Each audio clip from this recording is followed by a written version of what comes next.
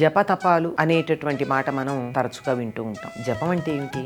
జపం అంటే పాపాలని పోగొట్టేటటువంటిది అని ఒక నిర్వచనం చెప్పారు. ఏదైనా ఒక మంత్రాన్ని నిరంతరం మనసులో తలుచుకుంటూ నాలుకతో ఉచ్చరిస్తూ ఉండడం జపం. సాధారణంగా ఈ జపం చేసేటప్పుడు ఏం చేస్తూ ఉంటారు? ఒక సంఖ్యని మనసులో పెట్టుకుని ఏదో 108 చేయాలని ఇలా చేతిలో జపమాల ఒకటి పెట్టుకుంటారు. ఈ జపమాల పెట్టుకున్నప్పటి నుంచి ఏమవుతుంది? 100 అయినాయా లేదా అని చెప్పి లెక్క పెట్టుకుంటూ కొలికిపూస ఎప్పుడు దొరుకుతుందా అని వెతుక్కుంటారు. అదే కొలికిపూస జపం అవుతుంది, రామ జపం అవుతుంది. అందుకని సాధారణంగా జపం చేసేటటువంటి వాళ్ళు ఏదో ఒక ప్రత్యేకమైన నియమంతో ఇన్ని సార్లు ఈ మంత్రాన్ని జపిస్తాను అని ఏదన్నా అనుకుంటే చక్కగా మనకి నచ్చినటువంటి నామాన్ని నిరంతరం మనసులో తలుచుకుంటూ నాలుకతో ఉచ్చరిస్తూ లక్ష్యమైనటువంటి దైవాన్ని మనోనేత్రంతో చూస్తూ ఉండాలి.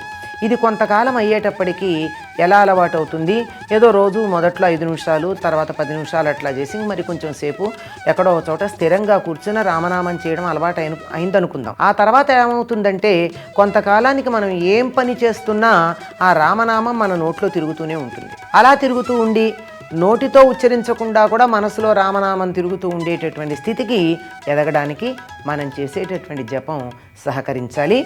ఈ జపం అన్నది నాలుకతో మాటని ఉచ్చరించటం మాత్రమే అనుకుంటే అది ఫలితాన్ని ఇవ్వదు. నాలుకతో అక్షరాలు ఉచ్చరిస్తూ భావాన్ని మనసులో తలుచుకుంటూ మనోనేత్రంతో దైవాన్ని దర్శిస్తూ ఈ 3 ఒక్కటై నామజపాన్ని చేసినట్టయితే అది పరిపూర్ణమైనటువంటి ఫలితాన్ని ఇస్తుంది.